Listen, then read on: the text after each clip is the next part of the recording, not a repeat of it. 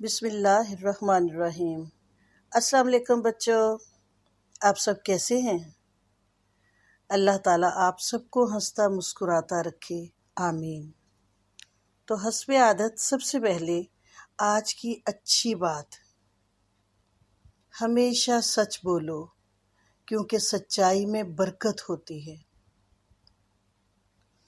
اچھا، تو یہ بتائیے کہ کہانی کون کون سنتا ہے؟ کس کس کو کہانی پڑھنا اور سننا پسند ہے؟ ارے واہ، مجھے پتا تھا کہ بچوں کو کہانیاں سننے اور سنانے کا بہت شوق ہوتا ہے۔ بچپن میں دادی اماں اور نانی اماں سے کہانیاں سنتے ہیں۔ جب ذرا لکھنے پڑھنے کے قابل ہوتے ہیں تو رسالوں اور کتابوں میں لکھی کہانیاں بڑے شوق سے پڑھتے ہیں۔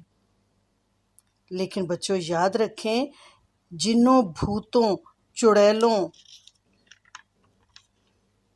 کی بے مقصد اور فضول کہانیاں پڑھ کر وقت ضائع نہ کریں۔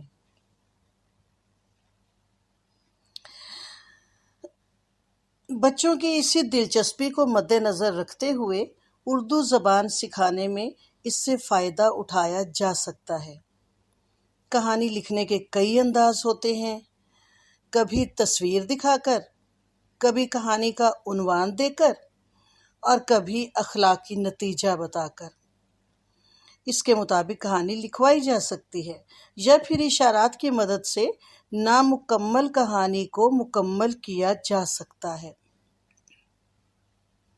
ہاں تو بچوں، اچھی کہانی لکھنے کے لیے درج ذیل باتوں کا خیال رکھنا ضروری ہے۔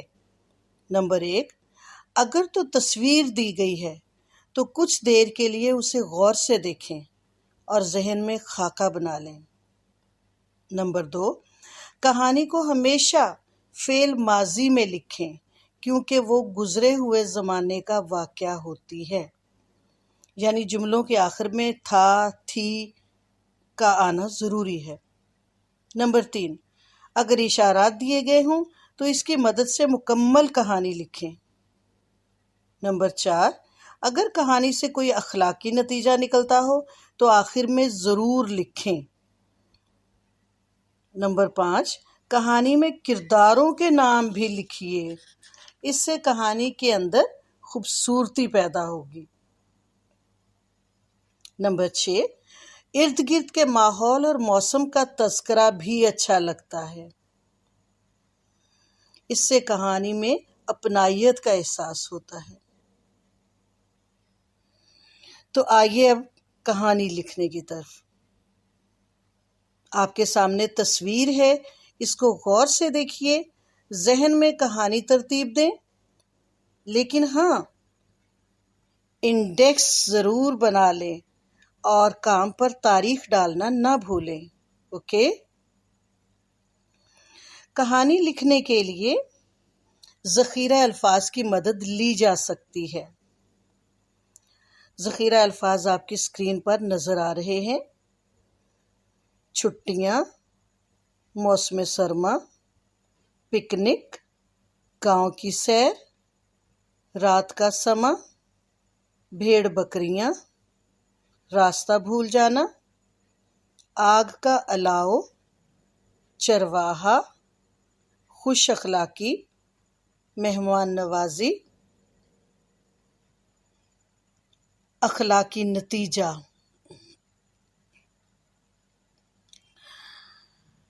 جی تو بچوں، کہانی لکھنے کے ساتھ ساتھ اچھی لکھائی اور صفائی کا خیال ضرور رکھیں۔ دیکھتے ہیں آج بہترین لکھاری کون ہوتا ہے، تو ہو جائے شروع۔ اس دعا کے ساتھ آج کا پیریڈ ختم کرتے ہیں کہ اللہ آپ کو اور آپ کے گھر والوں کو تمام پریشانیوں اور بلاؤں سے ہمیشہ دور رکھے اور آپ کے گھر میں ہمیشہ اللہ کی رحمت برستی رہے، آمین۔ اللہ حافظ۔